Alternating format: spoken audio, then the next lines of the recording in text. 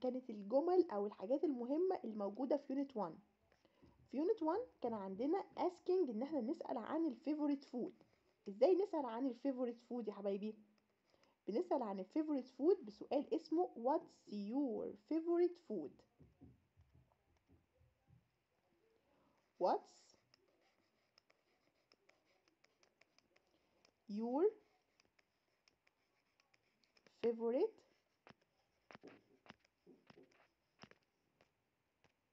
what's your favorite food. يبقى السؤال عن الطعام المفضل what's your favorite food. طب نجاوب عليه نقول ايه؟ يعني نجاوب عليه نقول ايه؟ حاجتين. لا اما نجاوب بماي favorite food واكتب اسم الاكل اللي انا بحبه my favorite food is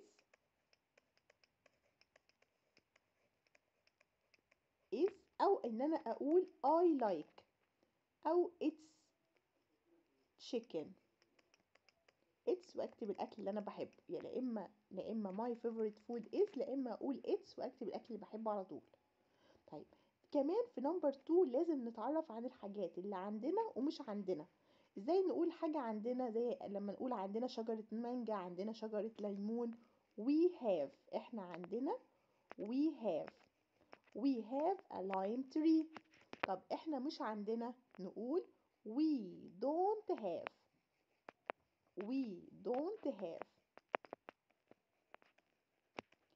a mango tree أو a lime tree. وخلي بالنا واحنا بنرتب الجملة دايما الصفة قبل الاسم. يعني ايه الصفة قبل الاسم؟ يعني نقول الأول الشجرة دي اسمها شجرة مانجو، يبقى a mango وبعد كده نكتب كلمة tree.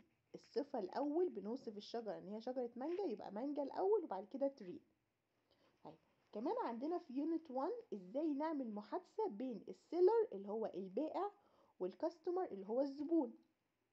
طيب ازاي بنعمل المحادثة دي؟ أول حاجة بنسأل what would you like. البائع بيسأل سؤال اسمه what would you like.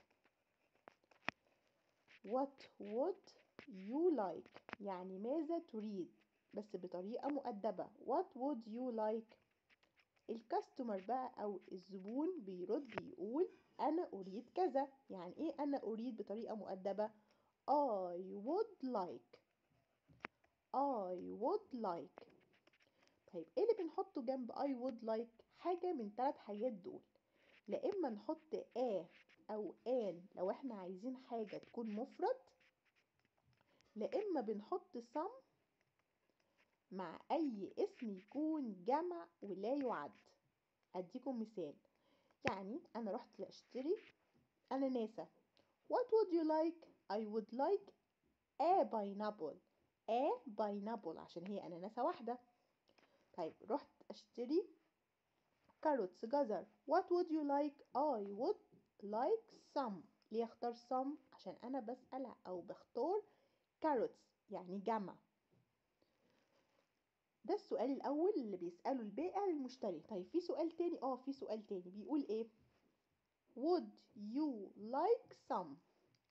would you like ده سؤال بطريقة مؤدبة، يعني هل تريد.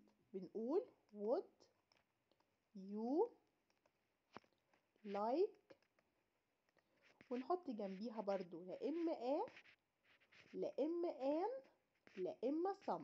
ما ينفعش ابدا في السؤال ده نستخدم any. او an لو انا عايزة او بعرض عليه حاجة تكون مفرد، وsome لو انا بعرض عليه حاجة تكون جمع او لا يعد. هقول له would you like some oranges؟ would you like some lemons؟ ونرد عليه بحاجة من الاتنين. لا اما yes please لو انت موافق yes please، لا اما انت مش موافق هتقول no thank you. no thanks او no thank you. كمان عندنا في يونت 1 لازم نعرف الفرق بين الاقتراح. ازاي نقدم الاقتراح؟ لا اما نستخدم how about لا اما نستخدم let's. يبقى عندنا في الاقتراح لا اما نستخدم how about لا اما نستخدم let's. طب ايه الفرق بينهم؟ الاتنين بنستخدمهم للاقتراح، يعني نقول له حد يلا بينا نعمل كذا. how about يا حبايبي لما نيجي نستخدمها لازم يجي وراها الفيرب اللي احنا عايزينه نعمله متضاف له ing، يبقى بعد how about بنحط الفيرب بتاعنا بس لازم يكون متضاف له ing، وهاو about لازم نحط في الاخر question mark. ندي example، اقول ايه رأيك نشتري بعض التفاح، يبقى how about buying، how about buying نحط لها ing بعد how about ونحط كلمة ايه apples. طيب في واحدة تانية للاقتراح السجستشن اسمها let's يعني يلا بينا. طب ايه اللي بيجي بعد let's بيجي بعديها الفيرب بتاعنا بس في حالة الانفينيتيف. يعني ايه infinitive؟ يعني المصدر بدون اي اضافات، ما فيهوش اس ولا ed ولا ing. زي ان انا اقول لك let's have، let's buy، let's go، يبقى بعد let's بيجي الفعل في المصدر وبنحط فول ستوب. طيب ايه القواعد اللي كانت موجودة عندنا في يونت 1؟ يونت 1 كانت بتتكلم عن الفرق بين وان وسم واني، اللي هما بنقول عليهم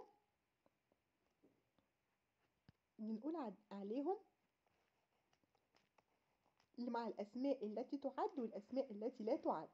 الأسماء بتاعتنا في الإنجليش ليها نوعين، لا إما تكون countable تعد، لا إما تكون uncountable لا تعد. نركز في الحتة اللي هقولها دي. السم والإني الاتنين دول ما ينفعش نستخدمهم مع المفرد، ما ينفعش أبدا نستخدمهم مع المفرد.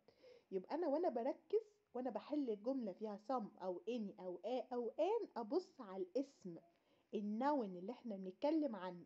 لقينا الاسم ده مفرد يبقى على طول نفكر في أو آن، لأن الآ والآن بيحبوا المفرد. طب لو لقيناه جمع أو لا يعد على طول نفكر في صم وإني. يبقى أول حاجة لازم نخلي بالنا منها هي الاسم بتاعنا، لقيناه مفرد يبقى نفكر في أو آن. طب لو لقيناه يبقى نفكر جمع أو لا يعد يبقى نفكر في صم أو نفكر في إني. طيب أفهمكم تاني عشان ندي أمثلة. امتى بقى بنحط صم؟ ركزوا في الحتة دي. صم بتيجي في الجملة يعني ايه الجملة؟ يعني في فول ستوب في الآخر. الجملة اللي بتكون مثبتة. يعني ايه مثبتة؟ يعني ما فيهاش نط، يعني ما تحبش نط، اني ما بتحبش النط. يبقى لو في جملة تكون صم في الجملة المثبتة. حلو قوي. طب واني يا مس؟ اني بتيجي في الجملة، يعني ايه الجملة؟ يعني فيها فول ستوب، بس الجملة دي لازم تكون منفية. يعني ايه منفية؟ يعني لازم يكون فيها نط.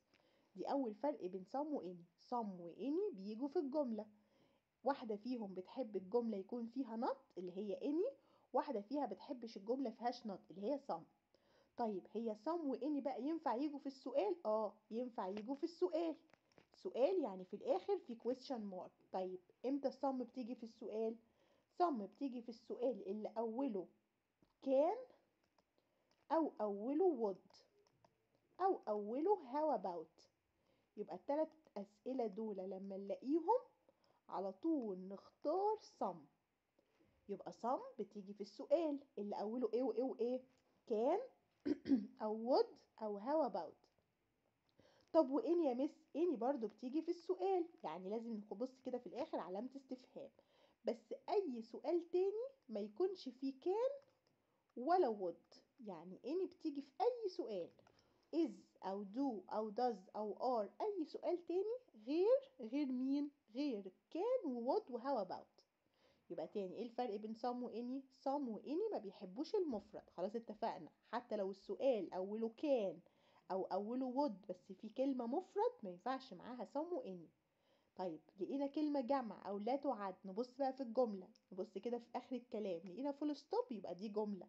يبقى في الجملة لازم تكون مثبتة يبقى نختار some. طب لو الجملة تكون منفية فيها not يبقى نختار any. طب تنفع تيجي في السؤال؟ ينفع يجوا في السؤال.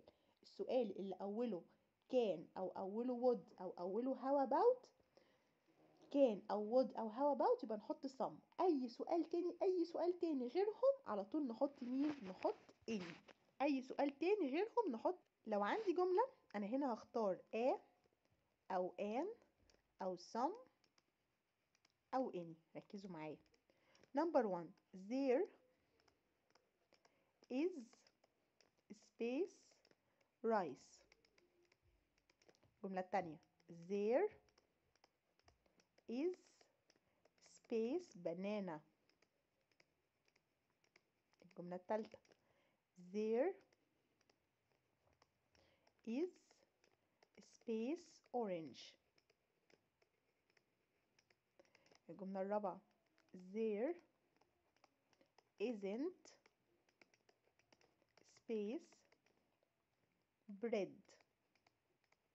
الجملة number 5 there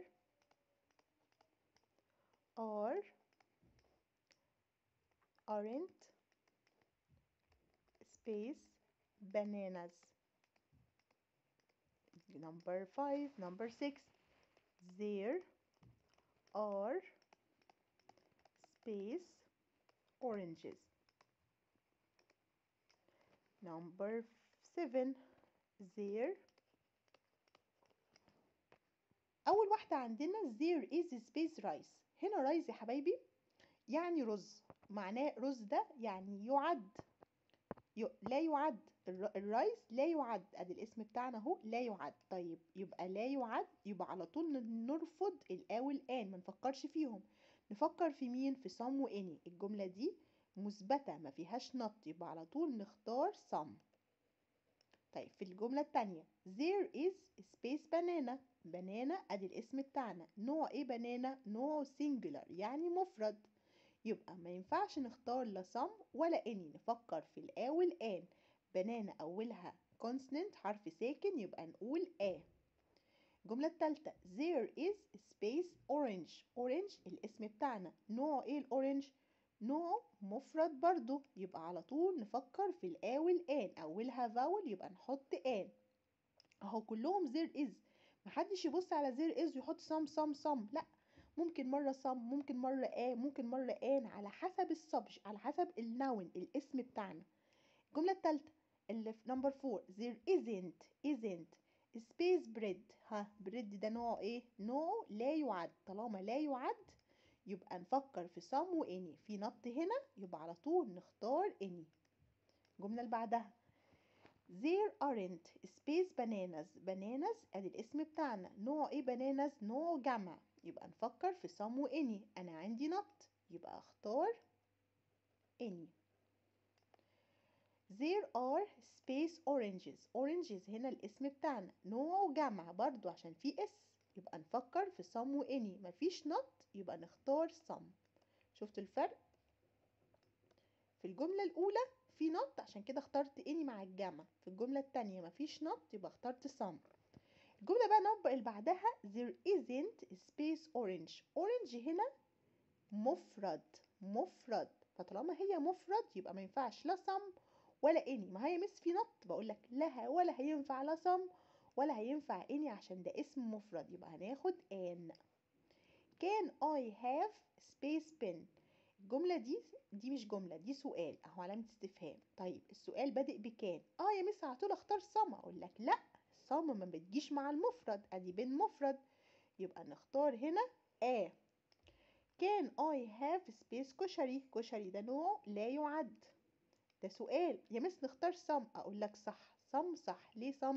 عشان some بتيجي مع الجمع واللا يعد في السؤال اللي اوله can I have space apple. apple نوعها مفرد يبقى نفكر في الآ والآن يبقى نختار آن. يبقى لازم نبص كويس بعينينا على الاسم بتاعنا ونشوف نوعه ايه ونشوف هيجي معاه مين. هيجي معاه some ولا any ولا ولا آن. في يونت 2 كان فيها يا حبايبي حاجة اسمها ازاي نسأل عن الشخص اللي ايه الرياضة اللي بيقدر يجدها. خلي بالنا عشان بنلخبطنا كتير في الترتيب. السؤال ده اسمه what sport are you good أو bad at. what sport يعني مين الرياضة. what sport are you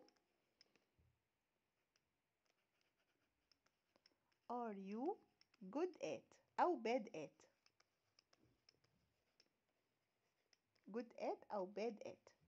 طيب لما نيجي نرد على السؤال ده بنرد عليه بقاعدة اسمها جيد فيه أو سيء فيه أو رائع فيه. اسمهم ايه بقى القصة دي؟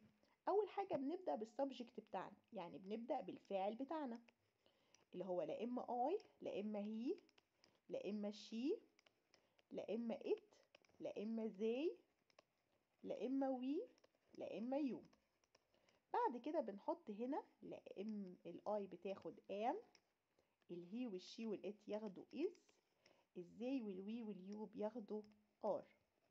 وبعد am و is و are بنحط حاجة من التعبيرات دي اسمها good at جيد فيه، bad at سيء فيه، great at رائع فيه، وكلهم بيجي جنبيهم at.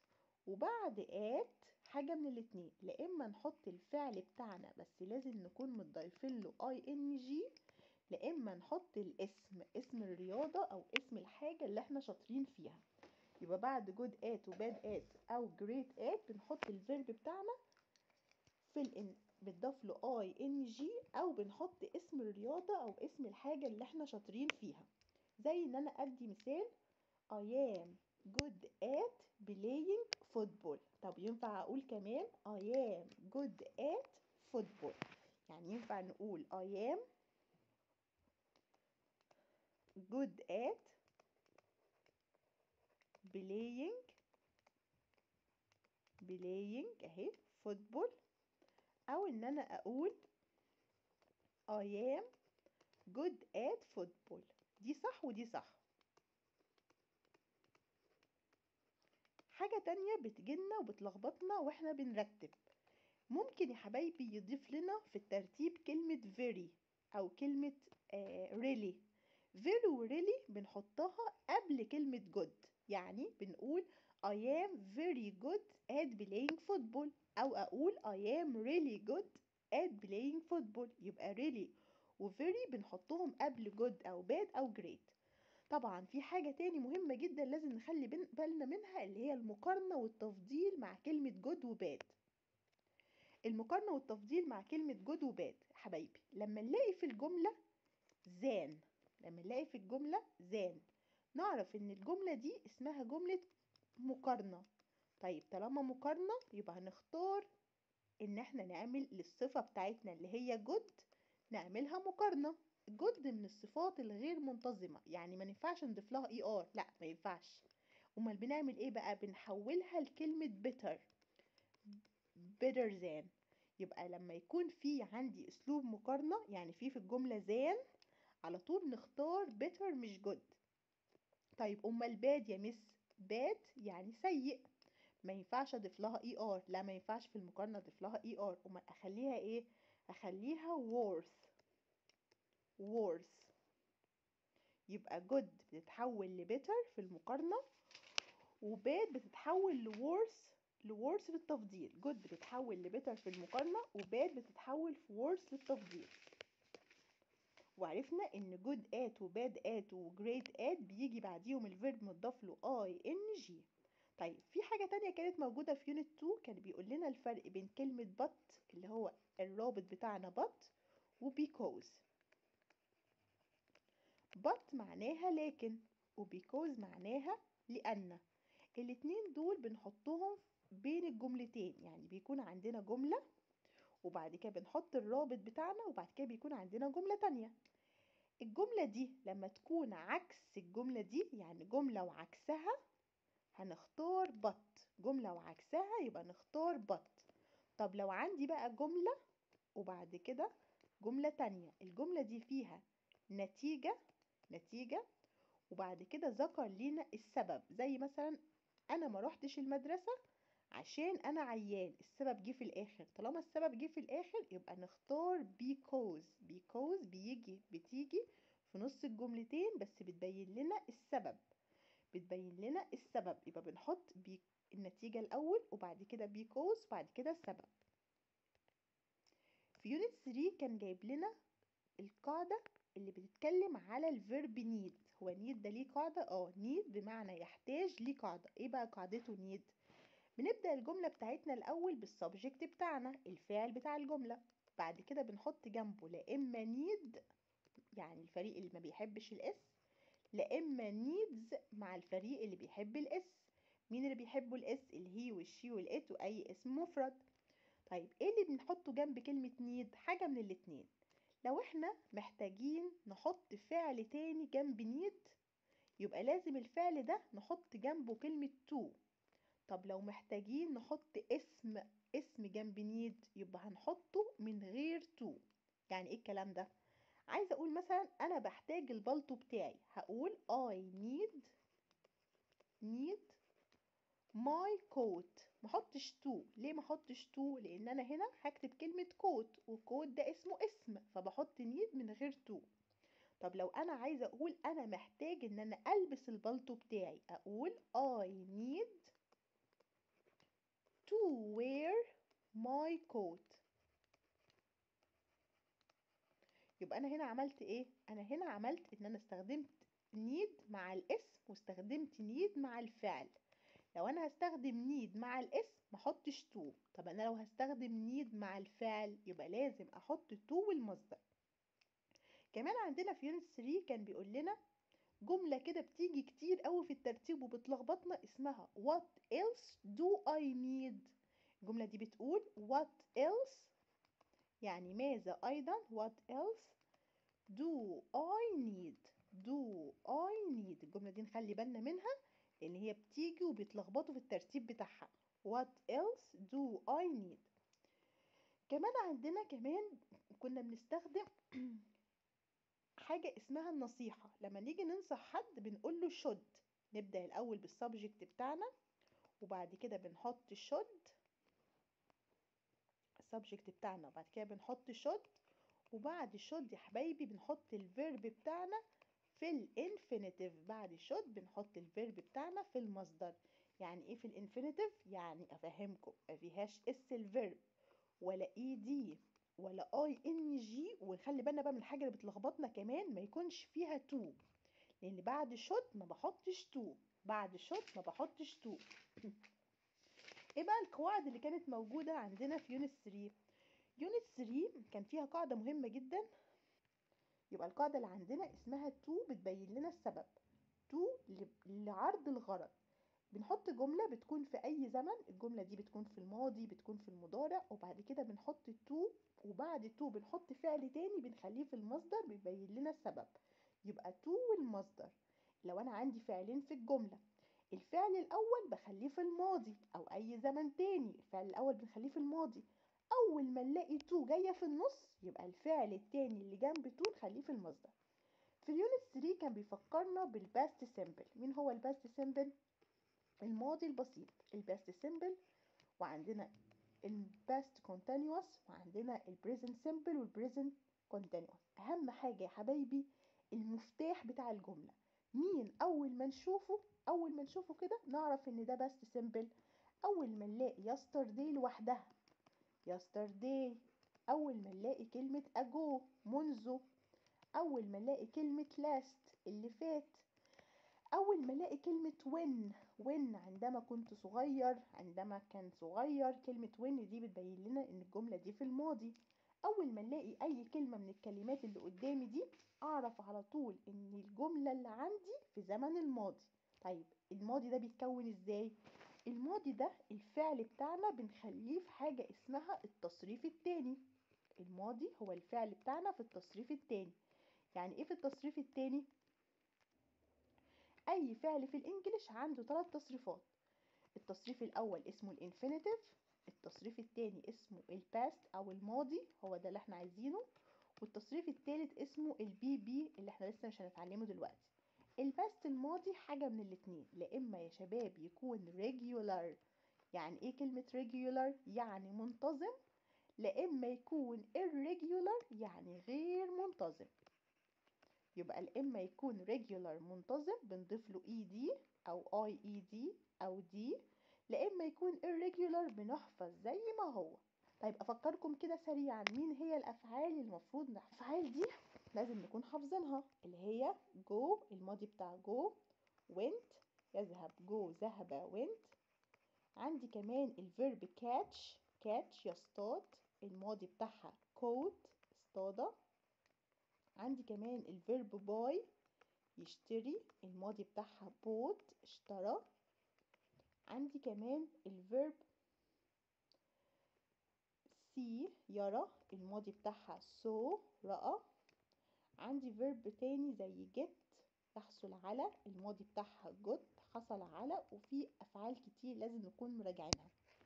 طيب نخلي بالنا بقى لما نيجي ننفي. يعني ايه ننفي؟ يعني الجملة تكون فيها نط اللي بتنط. ازاي بننفي في الباست سيمبل؟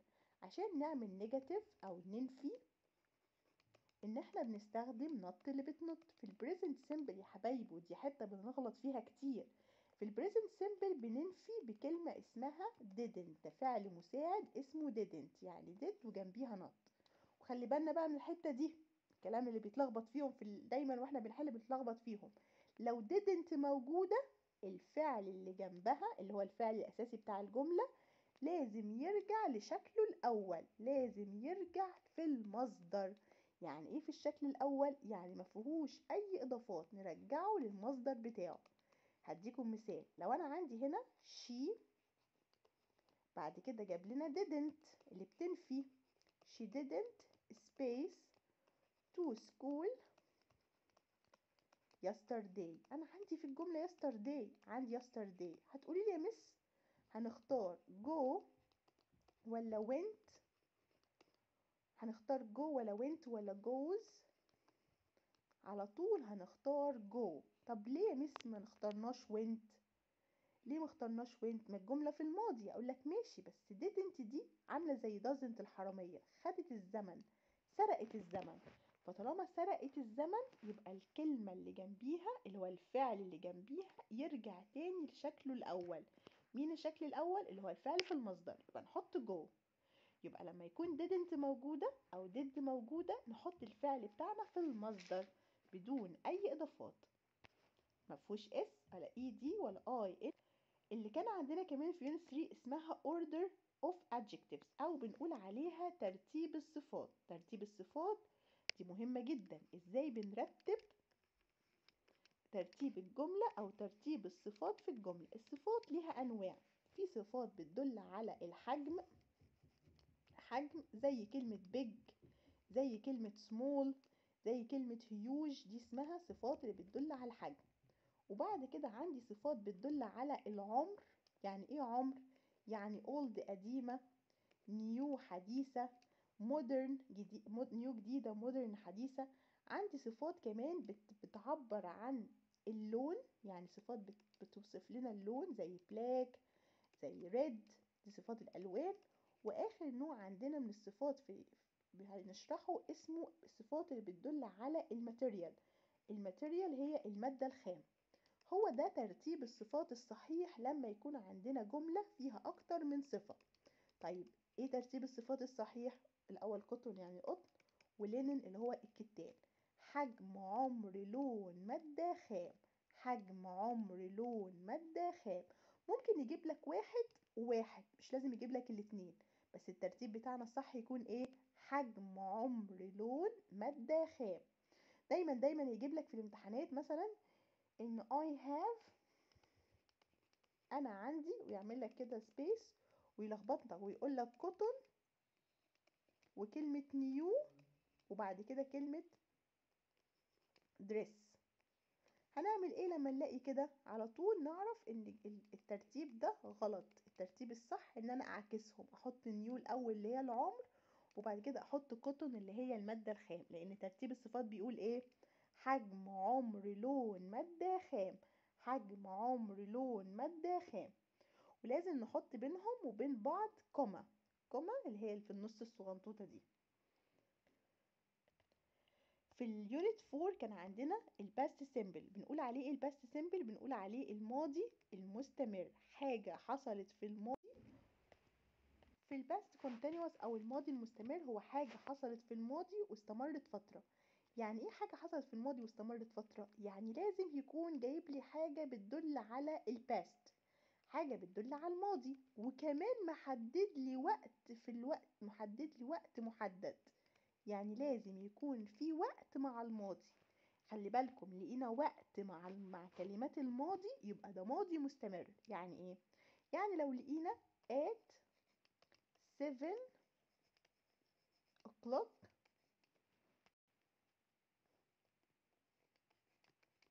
yesterday، انا هنا لقيت وقت مع الماضي مع yesterday، يبقى عرفت ان ده ايه؟ ان ده past continuous. لما الاقي at او مثلا in the evening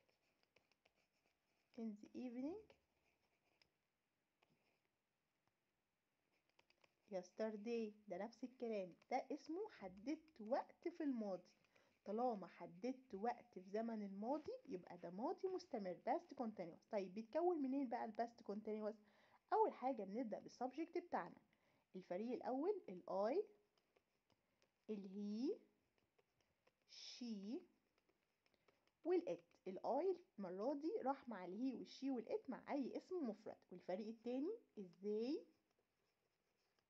والوي واليو واي اسم جمع. دول بياخدوا was ودول بياخدوا were. يبقى لما نلاقي was و were على طول بنحط الفيرب بتاعنا في المستمر. يعني ايه في المستمر؟ يعني لازم نضيف له ing. يبقى ازاي بنكون الماضي المستمر الباست continuous؟ am he و I و he و she و it ياخدوا was، ووي ويو وزي واي اسم جمع بياخدوا were، وبعد was و were بنحط الفيرب بتاعنا فين؟ في ing. في الماضي البسيط اللي هو الباست سيمبل كنا بننفي didn't. لكن انا هنا عندي في الباست continuous اللي هو الماضي المستمر لا بننفي ازاي بنعمل النيجاتيف بتاعه.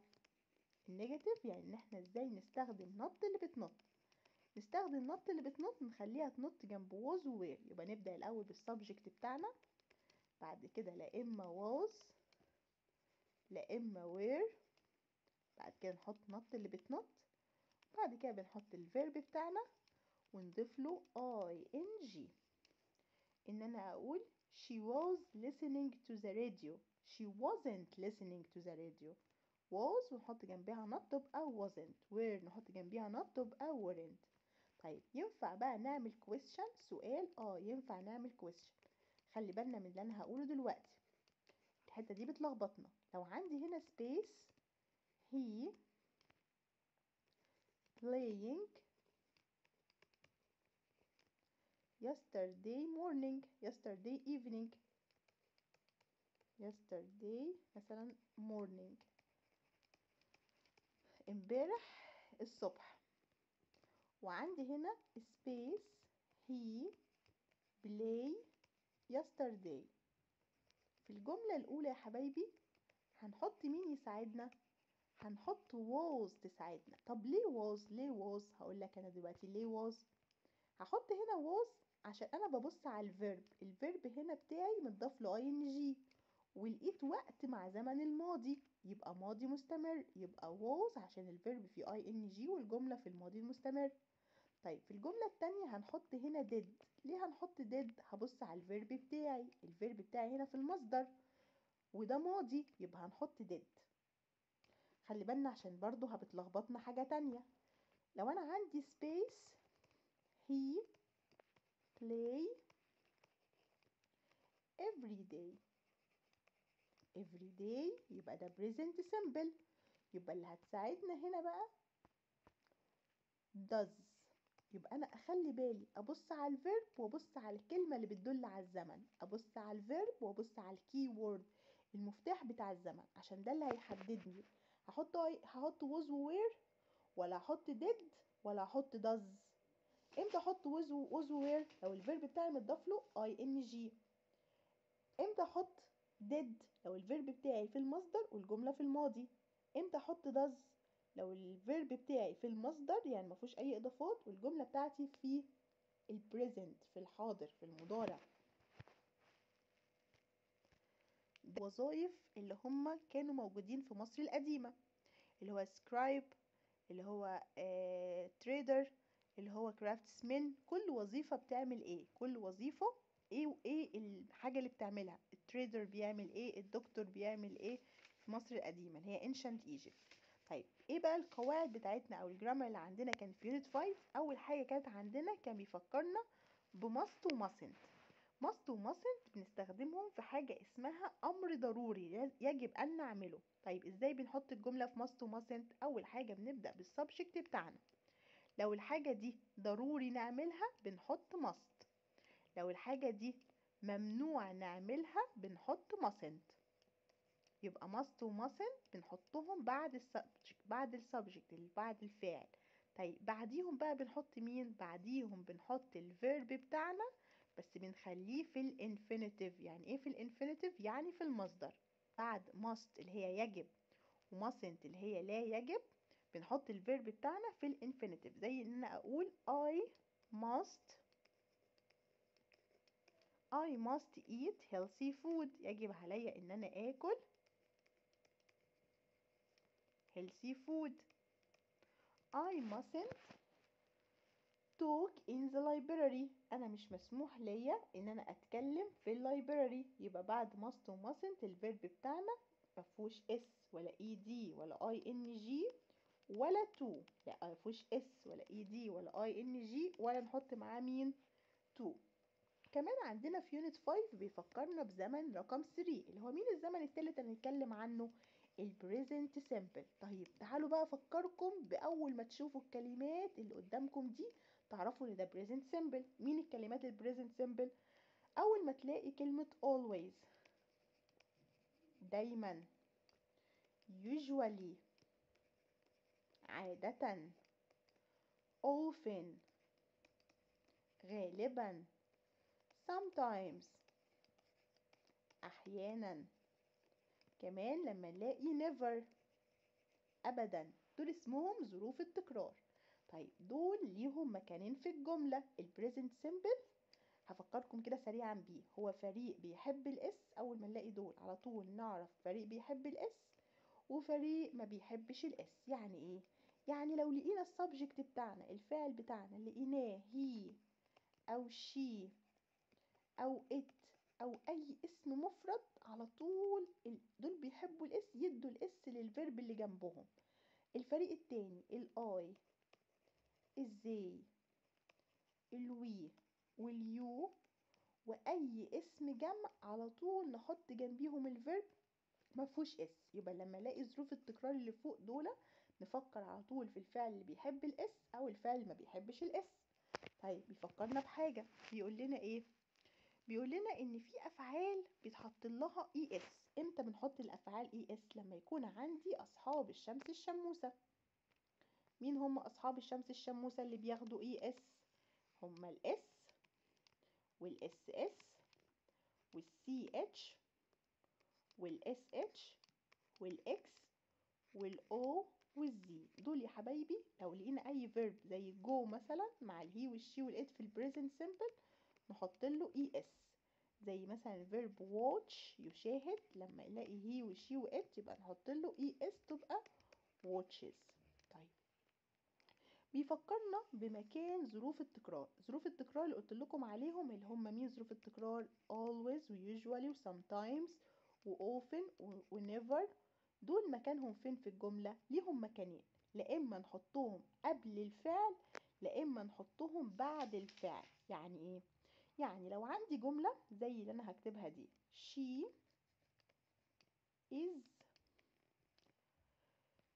is late at school.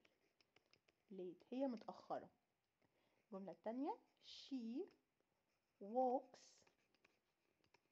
to school. الجملتين دول فيهم فعل. الجملة الأولى فيها فعل اسمه verb to be، فعل يكون verb to be. الجملة التانية فيها فعل هو فعل تاني غير verb to be. ففي ظروف التكرار يا حبايبي بنحطها قبل الفعل الأساسي بعد verb to be. يبقى ظروف التكرار بنحطها فين؟ قبل الفعل الأساسي أو الأصلي بعد verb to be. يعني في الجملة الأولى أنا عايزة أستخدم always، هحط she الأول وبعد كده أحط is وبعد كده أحط always late، لأن always بتيجي بعد am و is و are. طب هنا عندي الفيرب walks، هحط always فين؟ هحط always قبل walks. هقول she always walks. ما خلي بالنا انا ما بمشيش الاس هنا، الاس هنا بتاعت الشي عادي، ما تقوليش always خدت الاس، لا، هي الفعل بتاعنا هنا walks. she always walks to school. يبقى انا هنا عملت ايه؟ ظروف التكرار ليها مكانين، قبل الفعل الاساسي بعد verb to be، قبل الفعل الاساسي بعد verb to be.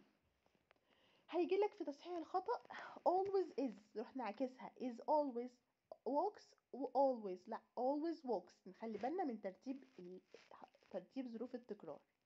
طيب في حاجة تانية عايزك افكرك بيها كمان، هو السؤال اللي بيسأل عن كم مرة. مين السؤال اللي بيسأل عن كم مرة؟ اسمه how often. لما نيجي نسأل عن كم مرة بنستخدم how often. how often بتسأل عن عدد مرات تكرار الفيرب. how often بتسأل عن عدد مرات تكرار الفيرب. how often بنحط بعديها لا اما do لا اما does، يبقى how often بيكون جنبيها لا اما do لا اما does، وبعد كده بنحط السبجكت بتاعنا، وبعد كده طالما سؤال يبقى على طول نخلي الفيرب في الانفينيتيف في المصدر، لان حتى لو هي وشي هنا، حتى لو هي هنا برضو نحط الفعل مفهوش اس، لان طالما does موجوده الفعل بتاعنا منحطلهوش اس. طيب افكركم مين بياخد دو؟ اللي بياخد الدو هو الاي، الزي، الوي، واليو. ومين بياخد الدز؟ واي اسم ايه؟ واي اسم جمع. مين اللي بياخد الدز؟ الهي والشي